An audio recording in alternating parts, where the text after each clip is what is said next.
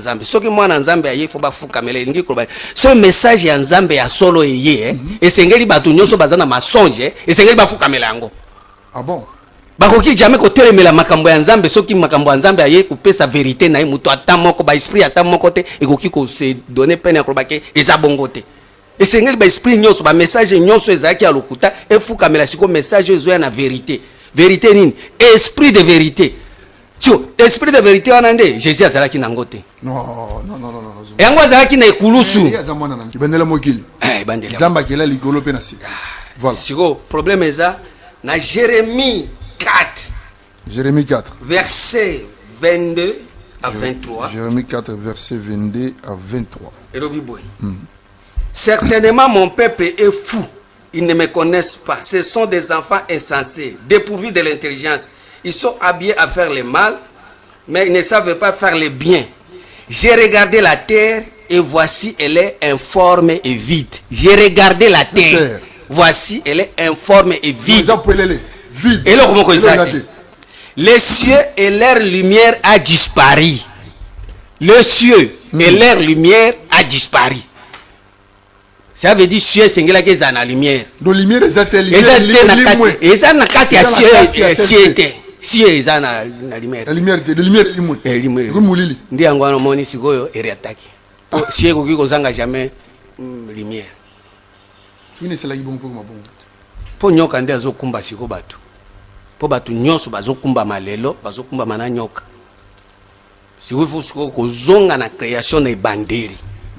Parce que création et attaque. Il attaque comme Romains 8 verset 19.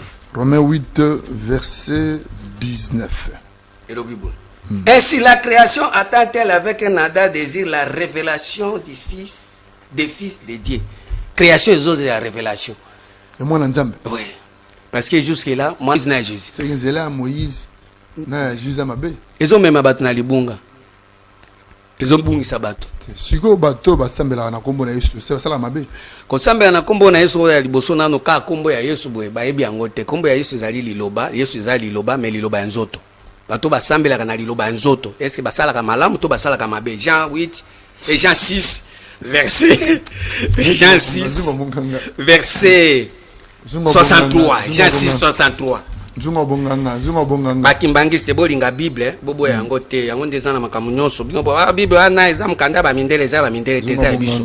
C'est l'esprit qui vivifie, la chair ne sert de rien. Les paroles que je vous ai dites sont esprit et vie. Les paroles que je vous ai dites sont esprit et vie. Et sengeli loba ezala ya molimo eza nzoto te.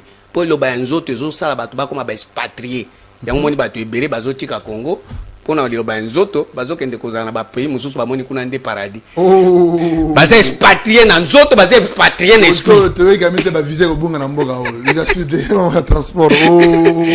Or soki au marché c'est l'esprit, yo moko koki kokomisa Congo paradis, okokomisa ngo Paris, okokomisa ngo États-Unis parce que esprit na soko yebi nzambe ko sala malamu pona mboka. Mais soki esprit na ezali expatrié, okolingo sala malamu na mboka mususu mais pas na yo ozo finga fingango. Est-ce que nengo toza lelo boye?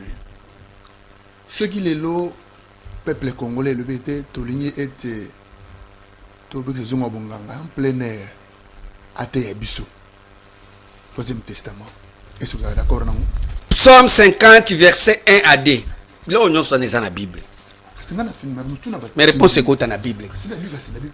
La Bible, il y a une mutuna. Il y a un journaliste. Je te pose des questions, c'est à vous de répondre. Psaume 50, premier verset. Dieu, l'Éternel, parle, convoque la terre. Ça veut dire, nous avons le droit de koloba, makambo nzambe, Éternel à koloba, mais le Seigneur va convoquer terre. Ba terre, bato baza terre à terre. Bato nyonso baza terre à terre, il faut baya. Bato nyonso ba yebi nzambe te, ba fandi kaka na terre, baza balie bile ya nyoka, il faut baya. Des Sion, beauté parfaite, Dieu resplendir. Il vient notre verset 2.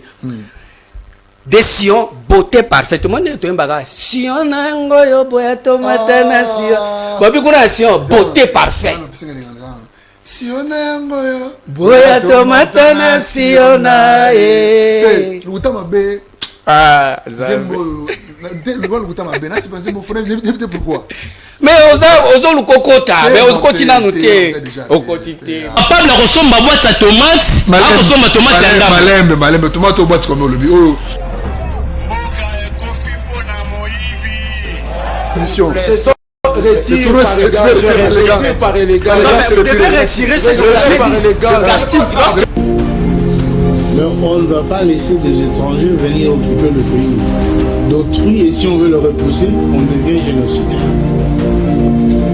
Qu'est-ce que cela signifie? La RDC. Et aujourd'hui, on ne va même pas perdre une partie de notre sol en faveur de qui que ce soit. Et cela nous ramène à pouvoir s'asseoir autour d'une table. Au mal le Congo, il faut qu'on utilise la lettre K.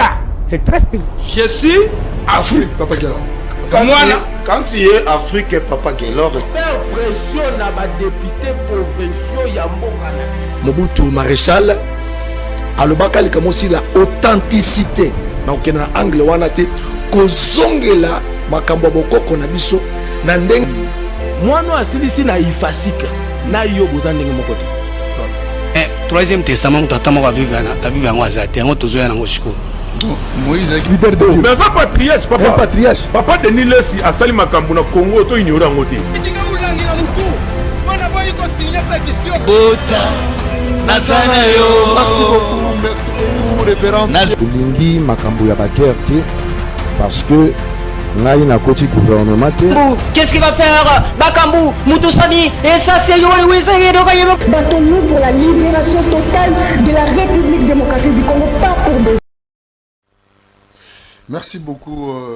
Oui, madame, mon émission Mkolelo, je suis Afrique. D'abord, on appelle Simbo Tena Baenostuya, 26 provinces de la République démocratique du Congo, 145 territoires et 24 communes de la ville-province de Kinshasa.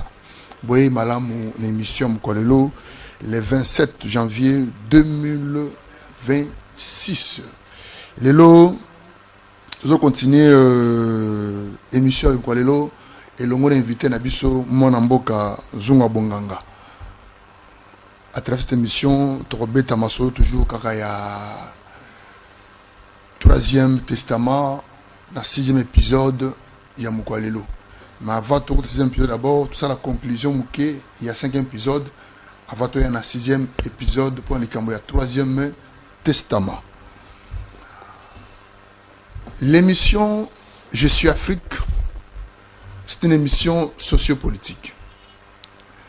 C'est une émission où on fait le débat politique, les serviteurs de Dieu, les peintres, les artistes, comédiens. C'est une émission Je suis Afrique.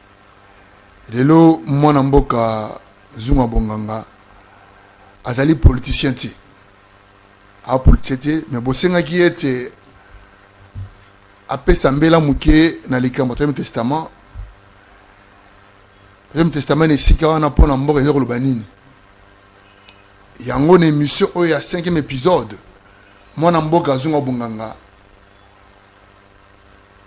Asala qui Mouké ko résumé.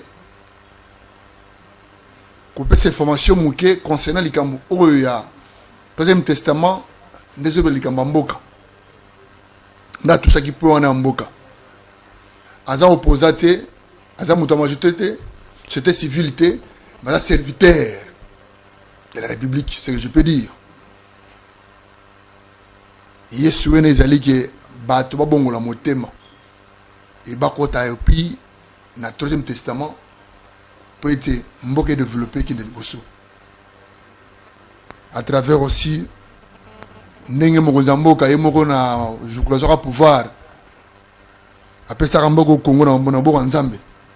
Il y a un 3e testament et il y a un poète qui la motema. Poète Mbogo qui est le bosso. Mon amboka, mbote, mon amboka zongabongama. Molimo santo ezalaki koluka esika kokita yo yo yo. Molimo Nzambe telengani ye. Kristo azalaki koluka esika kotia mutu na ye. Mwana Nzambe atelengani ye. Yesu azalaki koluka esika kobotama yo yo yo. Mwana Nzambe atelengani ye. mwana nzambe atelengani oyoyo mwana nzambe atelengani lola yoka ye mwana nzambe atelengani ye mwana nzambe atelengani mbote ndeko na ngai Zuwa bonganga mais nanga linga nzembo wana betaka na soki nene Siona yangoyo boya tomata na siona Siona yangoyo boya tomata na siona Siona yangoyo boya tomata na siona Siona yangoyo boya tomata na siona ngomba ya basalie boya tomata na siona ngomba ya bayembie boya tomata na siona siona yangoyo boya tomata na siona siona yangoyo boya tomata na siona nandimela nani ye nandimela nzambe alola oyo ngana ndimela nzambe alola oyo nandimela nani yo nzambe alola siona yangoyo boya tomata na siona na je suis Africa wana ndio bebisaka wana bebisaka oyo eza makambo ya monde mobimba eza ya Afrique kaka te eza na bamindele fo bamata mpe na ngomba oyo koti Afrique te bakomona ko eza kaya baafrikain eza ya bamindele te na baeuropéen baaméricain bato nyonso fo bamata na ngomba wana zambe asaloko zambe asaloko toki bato matana siona. Merci beaucoup, c'est la base de l'émission. Je suis africain. Zouma Bonganga. Merci. Oui, ça va le coup. Les autres, on a conclusion 5e épisode avant qu'on ait un 6e épisode. D'abord, avant toi, Thomas Télémouké Likambo, Tolobaki, par rapport à Mboka. Le bien, c'est Mboka, c'est Likambo, mais Batnde, Bazana Makamaka, Mboka. Mboka, c'est Malam. Mais si on a ce qui est et puis, quoi, été. Conclusion ya koloba lolenge kani oyo bato bakondima makambo olobaka et bon siko bato bandima yote okolobani pona bango na sina répondaki na deuxième préoccupation na yo mais na première préoccupation pour mes alliés à bato pourquoi parce que ndenge na pesaki croix awa na lobi Yesu ba bomaki likolo ya croix ezali par rapport na bois sec na bois vert. Siko batu nyonso baza na kati ya bois sec na bois vert, c'est-à-dire baza na kati ya loi, baza na kati ya vérité na grâce parce que Jésus ayaki na vérité na grâce selon Jean 1 verset 17. Moïse ayaki na loi. Siko biloko mibale wana nde esali ke batu nyonso baza kofukamela Moïse, baza kofukamela Jésus mais bazotika kofukamela Christ te.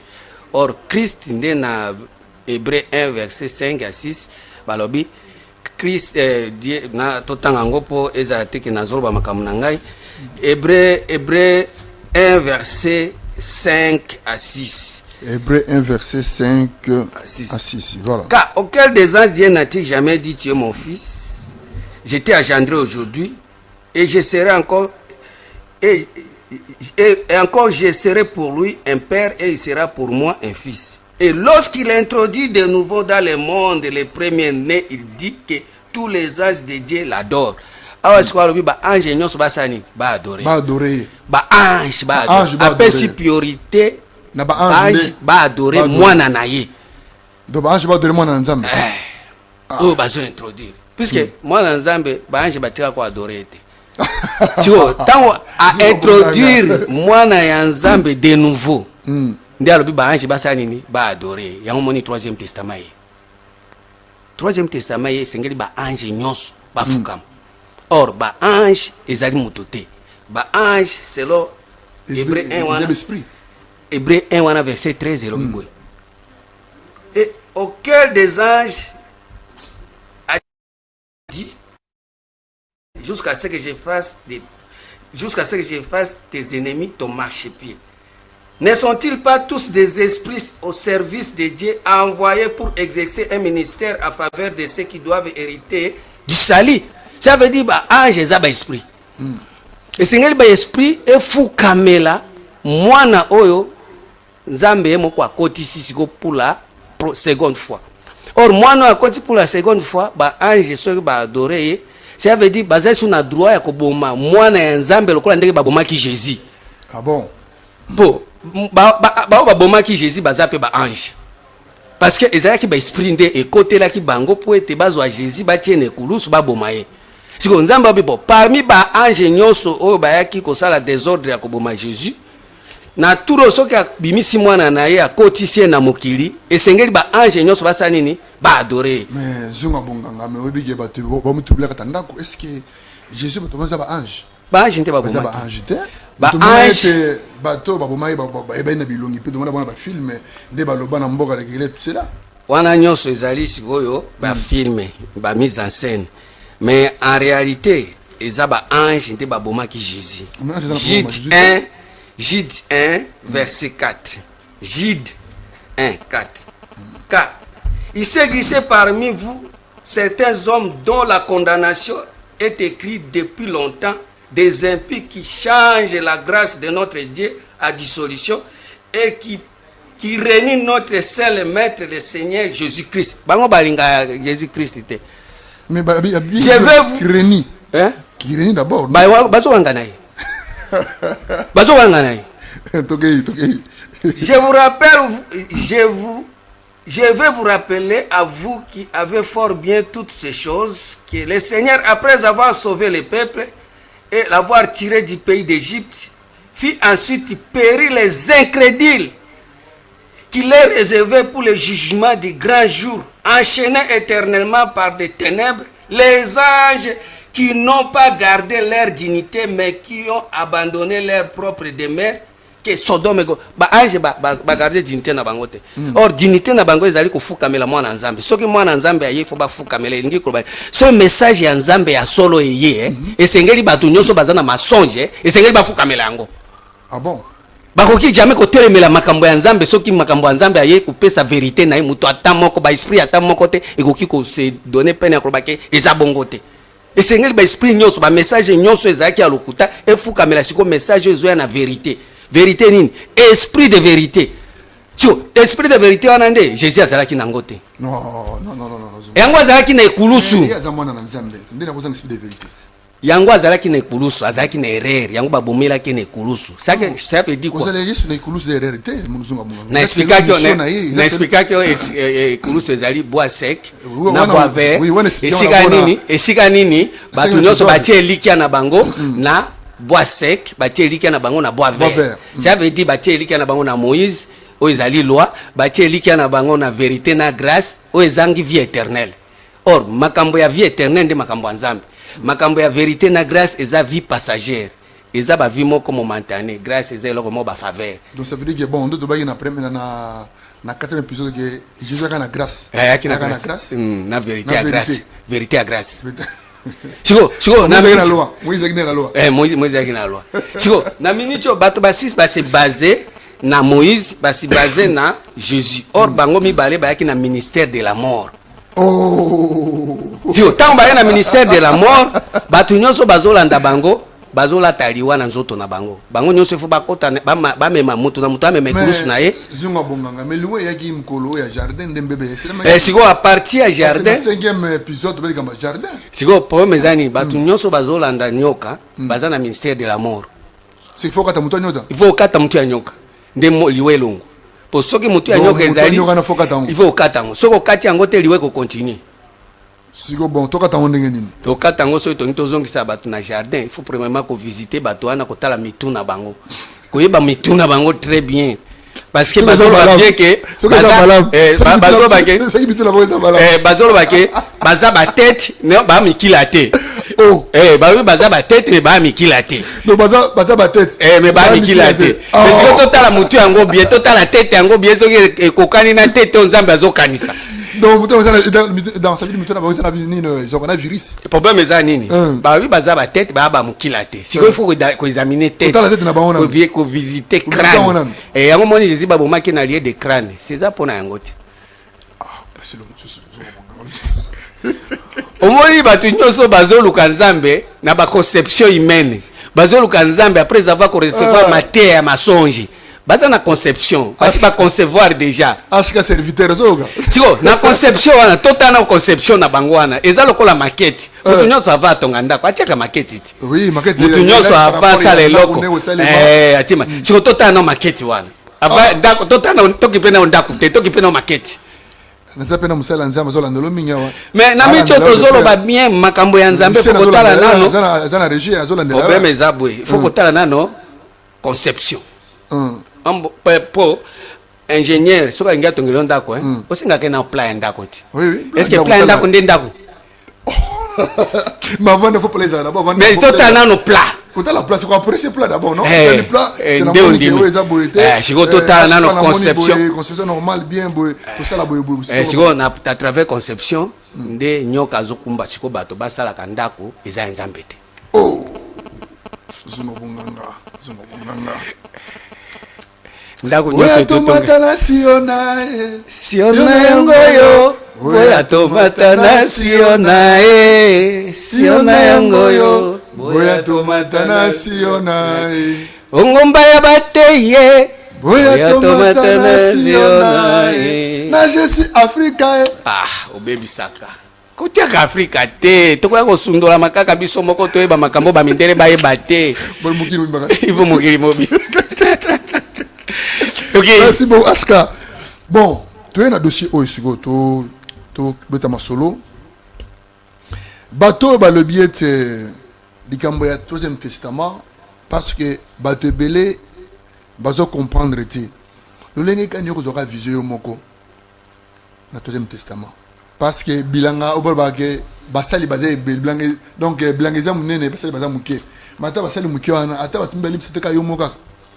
Bon, wana eza vraiment souci ya nzambe te po nzambe azo linga siko batu nyonso batombola miso likolo batu bazalaki miso na se nde bazali koyeba makambo wana te tellement miso na bango eza na se nde bazali ba descendant ya Adam descendant ya Adam pourquoi parce que Adam autaki na poussière et sengeli azonga na poussière mais na troisième testament siko ndenge tolobaki na mkanda ya Isaïe 61 et sengeli bato ba poursuivre siko justice siko na minute mutu atamo kwa zo poursuivre justice ya nzambe nde azate ah bon yango siko il faut tozongela siko na création na Genèse 1:1 au commencement Dieu créa les cieux et la terre point atiaki point siko place wana nde na minute tozoloba boye défaut ezali na création za malamu te donc faut bandela ngo ça veut dire que défaut ya création malamu te si on dit ça la pose à la malamu 2 Pierre 3 verset 13. 2 Pierre 3 verset 13.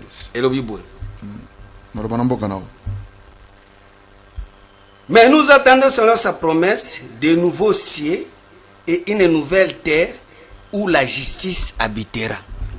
Tozozela siko. Tozozela. Tozozela. Si asika na mabele asika o justice ya Nzambe ekozala na kati. Si yango eza côté nini mabele yango eza côté nini il faut ezala sika siko mabele ya sika na si ya sika wana nde eza te yango siko il faut tokota na troisième testament po tozwa si ya sika na mabele ya sika po soki tozwi si ya sika na mabele ya sika nde tobandi na Nzambe po wana nde monde ya Nzambe ko salem po balobi création du monde bon. Genèse 1:1 mutuna moko yaki na no bon je dois attendre avec ça mutuna moko yaki Genèse 1 Genèse 1:1 Au commencement, Dieu créa les cieux et la terre. Point. Ibandela mokili. Zamba kela ligolo pe na sika. Voilà. Siko problème est ça na Jérémie 4. Jérémie 4. Verset 22 à 23. Jérémie 4 verset 22 à 23. Certainement mon peuple est fou. Ils ne me connaissent pas. Ce sont des enfants insensés, dépourvus de l'intelligence. Ils sont habillés à faire le mal, mais ils ne savent pas faire le bien. J'ai regardé la terre et voici elle est informe et vide. J'ai regardé la terre. Voici elle est informe et vide. Et les cieux et leur lumière a disparu. Le cieux et leur lumière a disparu. Ça veut dire cieux c'est la lumière. La lumière est cieux. si eza na lumière la lumière limwe limwe ndi yango wana moni sikoyo eriataki si ekoki kozanga jamais lumière fini c'est la ibon pour ma bon po nyoka nde azokumba siko bato po bato nyonso bazokumba malelo bazokumba mana nyoka siko ifo siko kozonga na création na ebandeli parce que création erattaki comme Romains 8 verset 19 Romains 8 verset 19 ainsi la création attend-elle avec un ardent désir la révélation des fils de Dieu. Création est de la révélation. Et moi Nzambe. Oui. Parce que jusque là, moi Nzambe attend mon kwazate. Ah, ba nyonso baye. Ah, là où c'est bana nyonso baye. Tata na bango diable. Vous avez pour perdre le diable, vous voulez accomplir les désirs de votre père, il est le maître, il ne se tient pas dans la vérité, il est le père du mensonge. Sinon ba nyonso ba botami. Sans pour autant lumière ezala na ciel. Tata na bango. Diable. De Satan. Ya botaka bango na mensonge. Soka bimisi mensonge ba botami. Le père du mensonge. Voilà. Siona. Pardon. Yo okopasuka mutu. Pardon. Tokei. L'émission est tellement très suivie. Tokei. C'est une émission sociopolitique. Il y a ma serviteur de doit partager à sujet malam pour l'avancement du pays, il y a monde entier qui mobimba. Pour n'avoir pas la troisième alliance. C'est un testament. L'immobilier personne n'a pas comprendre bien. Ou le bien de bandé n'a pas. Donc on comprend bien. Au moins les lots aux autres makambo nzambe. Jean 8 verset 44. Jean 8 verset 44. Jean 8 44 pour Bible nazo sabandeko batika yango batika ngo uzwa ba poussière ba bomba yango to za na téléphone otanga kate banda kotanga. Eza makambu. Zambe sunga milimo. Jean 8 44. Vous avez pour père le diable et vous voulez accomplir les désirs de votre père. Il a été meurtrier dès le commencement. Il ne se tient pas dans la vérité parce qu'il n'y a pas de vérité en lui. Lorsqu'il préfère le mensonge, il part de ses propres fonds, car il est menteur, le père du mensonge. Ça veut dire ce qu'il y a dans makambo. Au lieu de makambo nzambe, au lieu de makambo na yemoko. Mais le père du mensonge, c'est du Satan. Ndi diable. Jiko auti wa pepa nyoka. Nyoka wa wazaki wapi? Likolo ya nzete. Nzete nini? Nzete za kokauka. Bois sec. Na bois vert. Nyoka yeli wana. Place wana Jésus yaka. Parole faite chérie yaka. Liloba nzoto. Yango batu mingi balinga kango. Bota, ozambongo, voyager nini nyoka ye. Okepoto. Mbulo ezaya yo. Ane ezaya yo. Ba ane nyonso za kaya yo. Mais tout le monde a changé mon côté. Il y a un moment où il y a un côté la cananzi là. C'est comme tout le monde est si vous voulez que vous ayez sali ensemble ou ba terre ba tout ka famille zamabe. C'est troisième alliance venue pour na bango. Bon, soko bandi wana nde kuto tumoli makam puisque na ba sali ensemble ba famille zamabe. Pour na bango famille zamabe côté amala famille za raté. Il y a toujours que la famille est toujours mauvaise. Mais il y a aussi des bons côtés de la famille. Si les bons côtés de la famille, on a l'église est belle, il y a un côté. Il y a un côté à ma famille. Mais côté à ma famille, il serviteur de il y a un côté. Parce que par exemple, si vous avez côté bien, je ne sais pas mais il faut dire un côté à malamu. Mais si l'église est et je te regarde toujours quand côté a mauvais côté de la famille, sans côté il y a le bon côté de la famille. Namkanda Jérémie 2 verset 8 les sacrificateurs n'ont pas dit où est l'Éternel. Ba sacrificateur wana avant balo ba makambo wana ba tika ko éternel te. Ba pasteur wana. Ba tika ko éternel. Les sacrificateurs n'ont pas dit où est l'Éternel. Les dépositaires de la loi ne m'ont pas connu. Les pasteurs m'ont été fidèles. Les prophètes ont prophétisé par Baal. Ils se sont allés après ceux qui ne sont donc qui un secours. Ça veut dire que na bateau boko secourir ba famille, boko secourir banate. Bango bazokende kozwa message ya bateau au lieu et tonga famille mais zo ya pona ko détruire famille. parce que consulter éternel te mais zunga munganga zela na ona sisa izanga mno répondre te bible ndezo répondre loba c'est pourquoi je vais encore contester avec vous dit l'Éternel, je vais contester avec les enfants de vos enfants.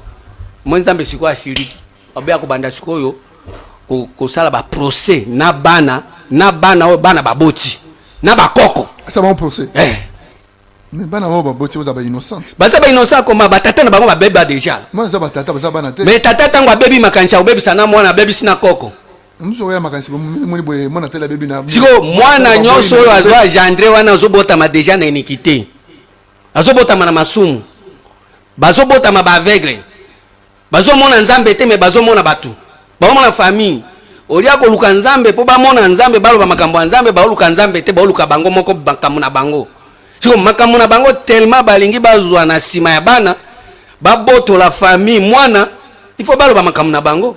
Est-ce que zunga bonga mtune zalia ozali mutu moko za na vérité ya troisième alliance mtuna ngai te mituna mtudia est-ce que ondimi ya solo ete ba serviteur de Dieu lelo bazo détruire image ya famille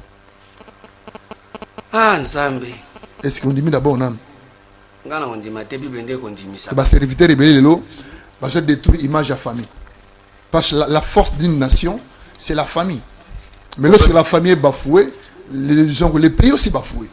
Problème est ça na Ésaïe 66 verset 15. Car voici l'Éternel arrive dans un feu et ses chars sont comme un tourbillon. Il convertit sa colère en un brasier et ses menaces en flamme de feu. Zambe siko yoki kanda. Azo ko alikala ya moto izopela. Pourquoi?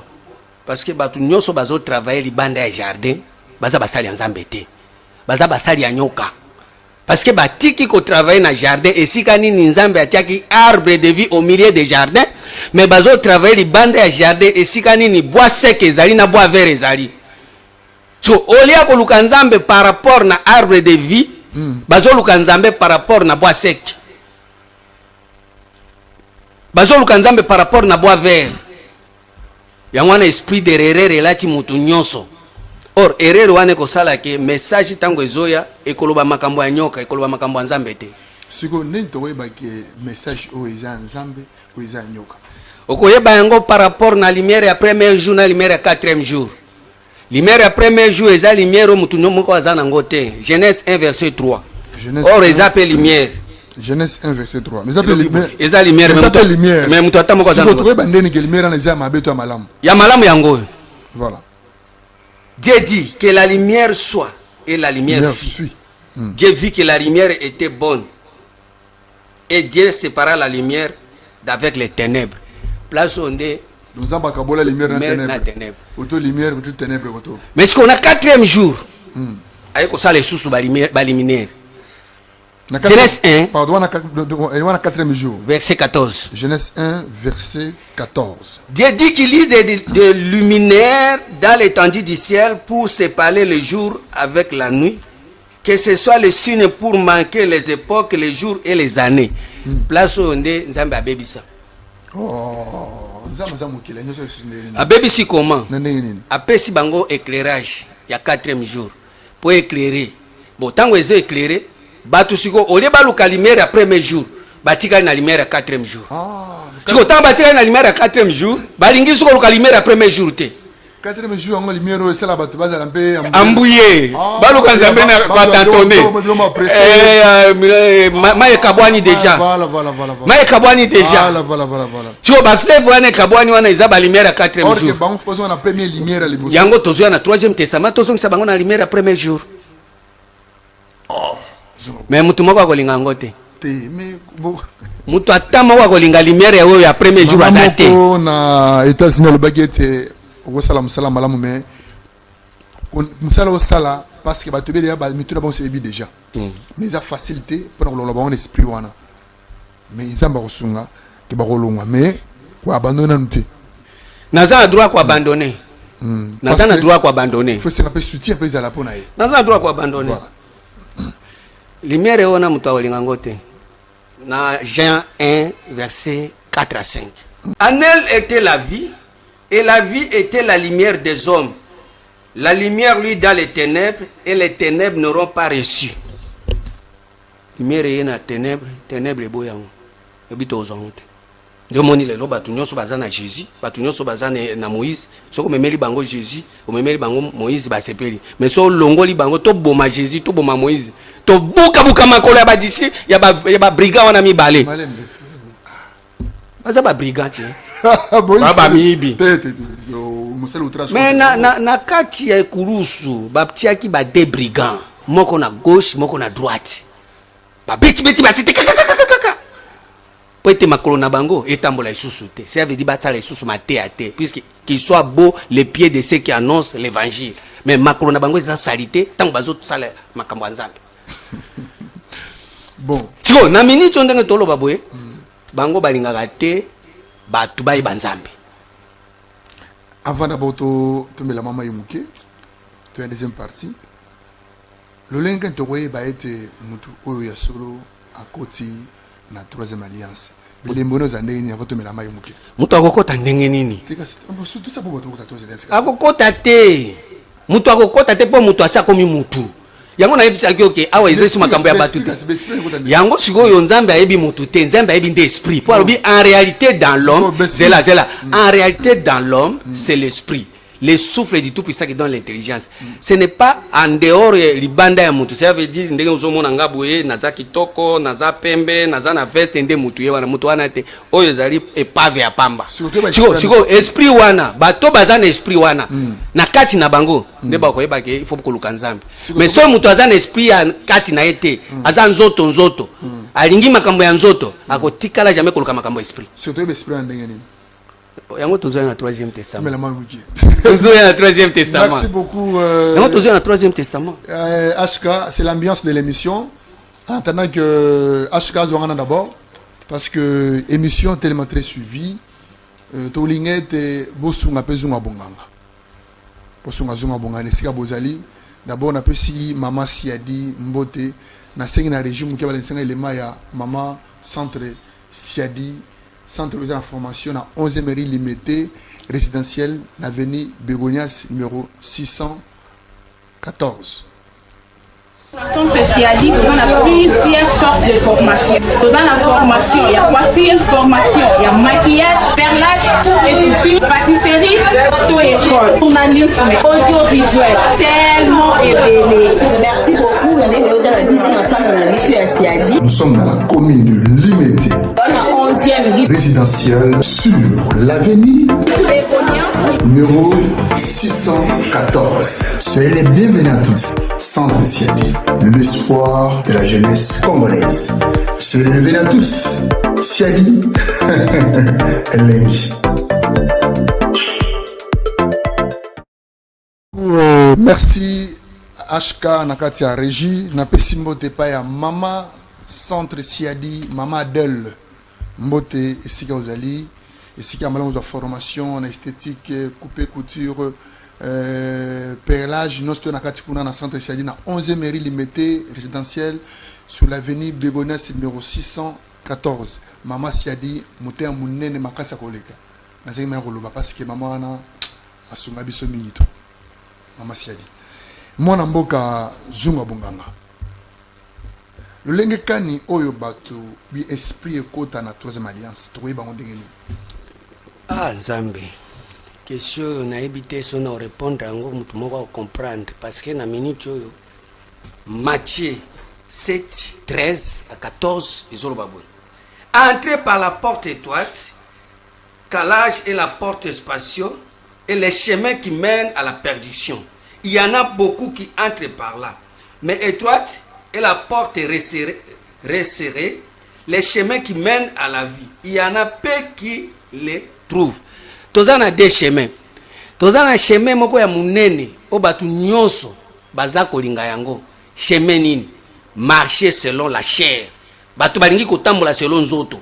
Mais siko batu balingi kotambola selon nzoto, baza ebele, ba balingi ko marcher selon la chair. Mais chemin mususu ezali, eza muke vraiment. Mais chemin wana ezomema na bomoi. Mais bomoi wana eza bomoi ya seko. mais ce qu'on dit là, eza mutu akoki marcher sous selon la chair te. Galates 5 verset 17. Elobi boy. Galates 5 17. Car la chair a des désirs contraires à ceux de l'esprit, et l'esprit en a des contraires à ceux de la chair. Ils sont opposés entre eux, afin que vous ne fassiez pas ce que vous voudriez. Si vous êtes conduit par l'esprit, vous n'êtes pas sous la loi. Au moins, si vous êtes tambola selon l'esprit, pour ce que tamboli selon l'esprit, au rejoint Moïse, au bomier. Ce que tamboli selon l'esprit, au rejoint Jésus, parole faite chair, au sundori ango, dégoûté ango. Si vous prenez pour ce que bandi ko tambola selon Jésus, parole faite chair, aux allez ko tambola selon Moïse, la loi, au banda toujours ko kabitumba na kati na yo. Okobanda ko opposition olingo sala bonzambe bomoto eye olingo sala bonzambe bomoto nganzami moyo sala bonzambe zate okozala toujours na esprit humain yango moni siko bible zo senga ke ba machine nzela ya muke nde nzela ya esprit nzela ya munene nde nzela ya nzoto na 24 lobi boy.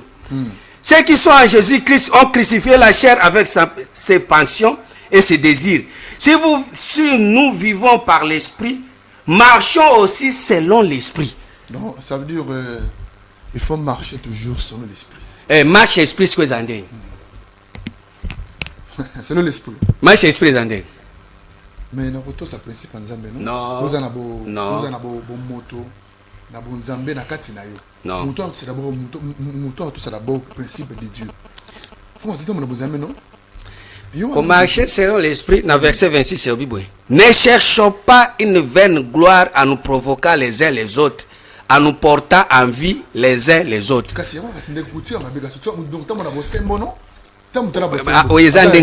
Ne cherchons pas de vaine gloire. Or, vaine gloire, ils ont nzoto. Mutwazana nzoto, boalingi nzambe nanga na nzoto. Ils ont vaine gloire, ils ont vanité. Siko, esengeli mutwazo azala na gloire, o ezali esprit. Ça veut dire mutuaze bina no esprit na ye continue na makambo. Puis c'est Bible dit en réalité dans l'homme c'est l'esprit, le souffle du tout puissant qui donne l'intelligence. Mutua okiko za na gloire eza mutua za na souffle ya Nzambe ou za na intelligence te akoza na gloire. Mais mutua azali na esprit ya Nzambe te, aza na intelligence te, akoza na gloire te par rapport na nzoto, par rapport na enveloppe. Yango mo nsugonde tozolo babwe, voto zonga sikoyo et pas ya Christ. Na kozonga mukisima. Ça veut dire que ndenge na premier épisode bagete Jésus a la enveloppe Christ a la mukanda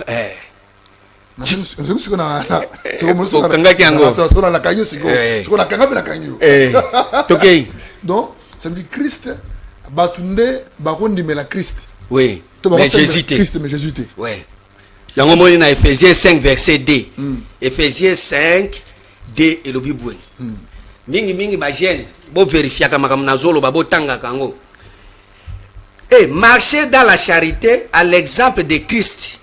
Marcher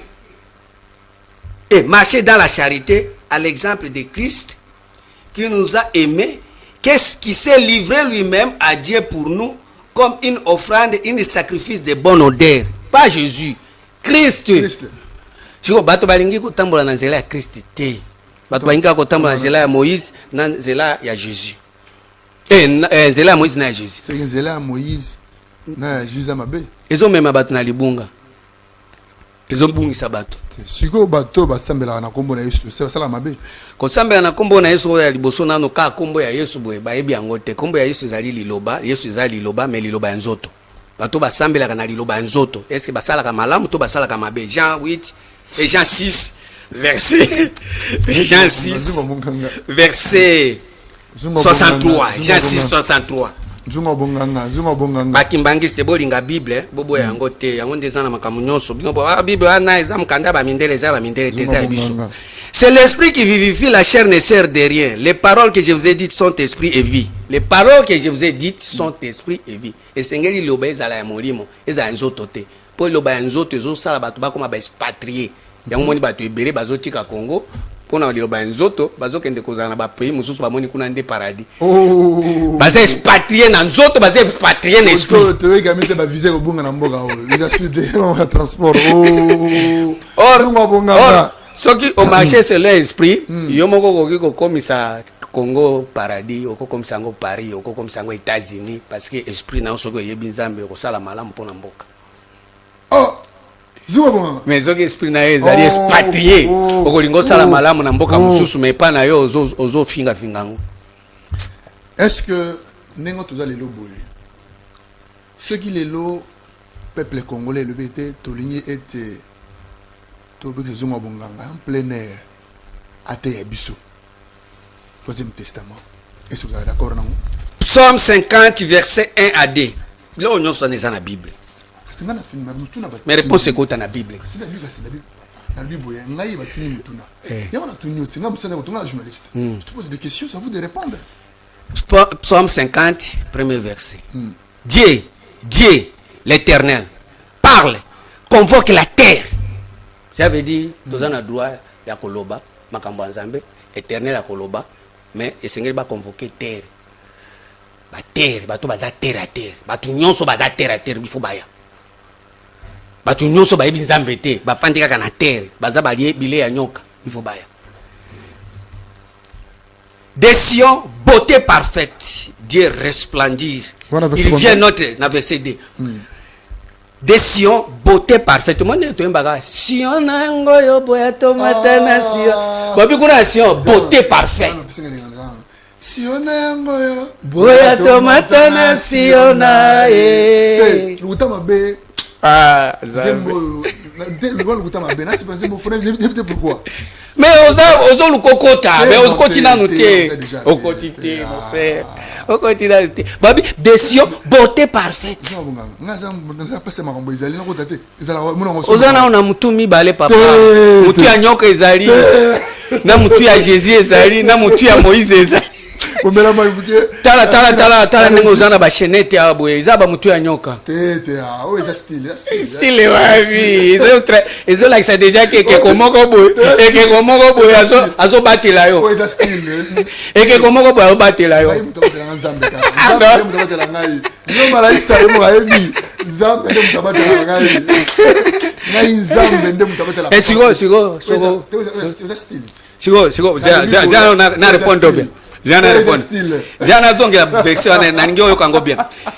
Dieu éternel parle et convoque la terre. Depuis le soleil levant jusqu'au soleil couchant. Ba soleil ese bimi na ba soleil ila la kawana. Nyose senge eyo kama kabanzanga. Merci beaucoup Zuma Bonganga. Na ba sango ba pasteur ba évêque ba nani ba za ba soleil ba zo briller. Mutune zoya, melaman mai muke. Yo na Régie. Ashka. Lelo émission lelo, c'est une émission très nécessaire. Très nécessaire. Pourquoi? Parce que Zuma Bonganga zo fongo la place sur yo et Batama. Zo bisa on en place. Abisa on en cours. La scène d'abord il est ya Maman Centre Siadi. Et pas ya HK na régie et Debiso. Centre Siadi, on a plusieurs sortes de formations. Dans la formation, il y a coiffure, formation, il y a maquillage, perlage et couture, pâtisserie, auto-école, journalisme, audiovisuel, tellement élevé. Merci beaucoup. Nous sommes dans la commune de Limete. Dans la 11e résidentielle sur l'avenue numéro 614. Soyez les bienvenus à tous. Centre Siadi, l'espoir de la jeunesse congolaise. Soyez les bienvenus à tous. Siadi, LNJ.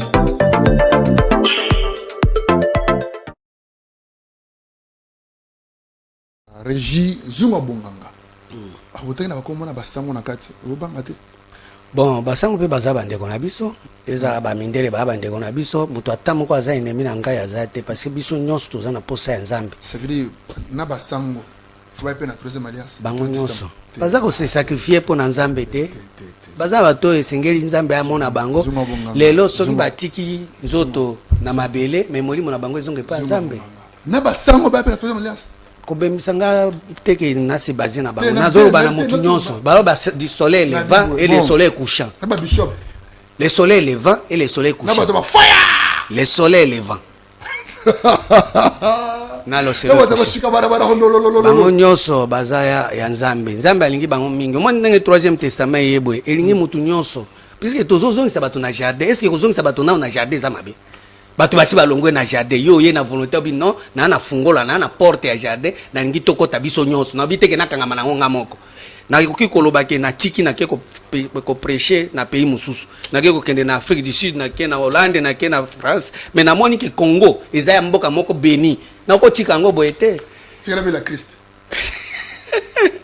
Siona yango. Boya tomatana siona Elenke.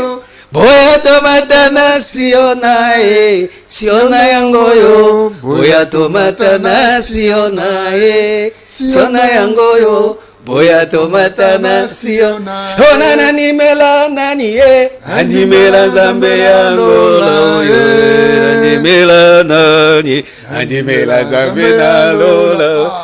Nani mela nani mela zambe na lola. Comme on a déjà on a trop na ko denga na ba matosi pa ko studio na Ashka. OK. Ça clip. Je on a quatre émissions. C'est le portail de l'émission. Je suis Afrique. Merci beaucoup Ashka na régie. Et merci na Madame Agnus Ambambo, bébé Roberto Prince Garmiel. Mon amboka Zungu Yabongamba. Tu vois ce que monsieur. OK. Merci beaucoup. Na dete na biso. Zunga Bunganga. Lelo tokomi une étape oyo bato bomocha misu na troisième alliance aux alliés troisième testament. Message nini au quadre sena bato oyo baza na retard ya kocha pa pona kokota na troisième testament. Na mkanda ya Job 15-14 et le Bible. Qu'est-ce que l'homme pour qu'il soit pire? Celui qui est né de la femme peut-il être juste? Si Dieu n'a pas confiance à ses saints, si les cieux ne sont pas purs devant lui, les cieux ne sont pas purs devant lui. Au commencement, Dieu créa les cieux et la terre. Mais si on a pureté, pourquoi? Parce que les cieux, ils ont la lumière. Or, bateau bazan na cieux, ils ont basali ensemble. Yango disons na ko pengle muki mokonzamboka chef de l'état aloba ki est molili et ko mela libera na libera te quel que soit la tirée et ko mela susu awa na mboka oyo Congo te mokonzamboka chef de l'état aloba ki yango ke molili na mboka oyo Congo et ko mela susu te pe ko sala pe susu te na mboka Congo.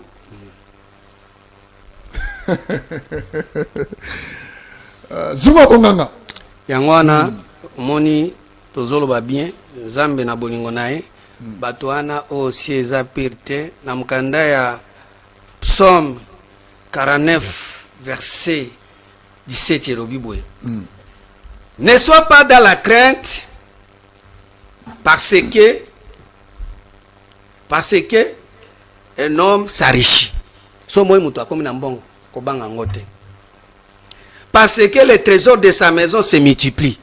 Basi ba comme déjà na babiloko. Ebele.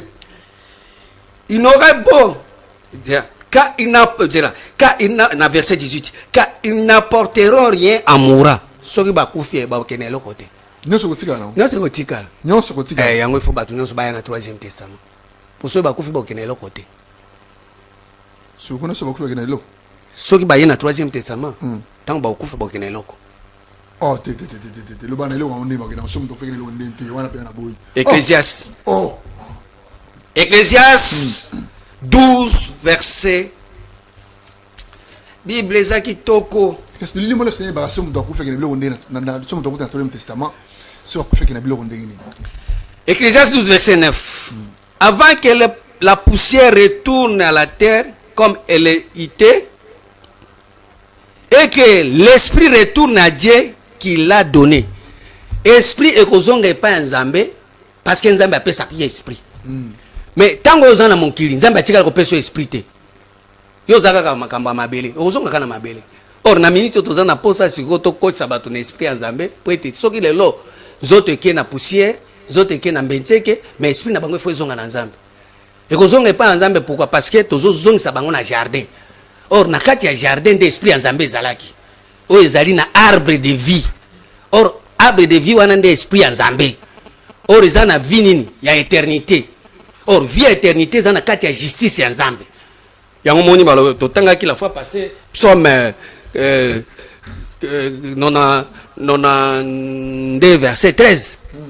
Balobi le juste aza lokola nzete ya mbila oyo elonami na ndako ya Nzambe, elonami na ndako ya Nzambe. Siko juste soki alonami na kati ya ndako ya Nzambe ndio moni siko oyo Bible ezoloba bien na Romains 1:17 que le juste vivra par la foi. Voilà. Juste akobanda ko vivre lisusu te na makambo ezali banda ya kondima. Il faut yabanda ko vivre na makambo ya foi. Or makambo ya foi eza makambo ya Christ. Makambo ya libanda ya foi nde eza makambo ya Jésus, makambo ya Moïse, makambo ya ba prophète, makambo ya ba dieu de noir, makambo ya ba ancêtre, makambo ya vanité. Or makambo ya foi, la foi vient de ce qu'on attend, et ce qu'on attend vient de la parole de Christ. Or parole de Christ okoki koyoka yango jamais na Bible. Parole de Christ okoki koyoka yango jamais na ba église. Parole de Christ okoyoka yango na conscience na yo moko. Soki conscience na yo ezo condamner yo, Nzambe aza munene koleka conscience na yo. 1 Jean 3 verset 18. Ngazolinga mingi Bible eloba, Bible nde loba. 1 Jean 3 verset 18. Et le Bible. Petit enfant, n'aimons pas la parole avec la langue, mais en action avec vérité et avec vérité. Par là, nous connaissons que nous sommes de la vérité et nous rassurerons notre cœur devant lui. Car si notre cœur nous condamne, Dieu est plus grand que notre cœur. Zamba zamu nene koleka mutema na biso. Siko mutu na kati na ye na mutema na ye. Aibi que Jésus abotami na note, Jésus a sécurité a kufite mais azoba ka Jésus abotami atangi na Bible. Siko à ce moment là, bazana kondimate. Merci beaucoup mwana mboka Zuma Bonganga. Togumina suka émission ya Mukolelo le 27 janvier 2026. Maloba muke na batwala nayo à travers l'émission du Afrique concernant le sujet 3e Testament. Petit na 1 Jean 3 verset 7.